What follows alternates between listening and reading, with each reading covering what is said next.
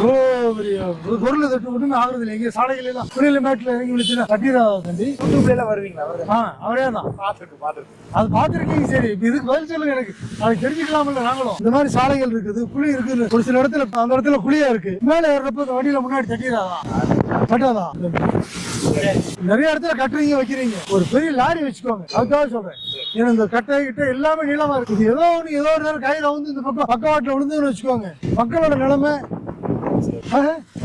உங்களோட நிலைமை, மக்களோட நிலைமையில நினைச்சு பாருங்க. 5-6 பைக் கொண்டு போறீங்க. எவ்வளவு உயரம் இருக்குது, எவ்வளவு அகலம், எவ்வளவு நீளம். ஏதோ ஒரு நேரம் இருக்குமா. போன வாரத்துல லாரி பாத்தீங்கன்னா பின்னாடி அப்படியே அமுந்து சரியா கட்டி விடாம பூரா விழுந்து அப்படியே போயிடுச்சு.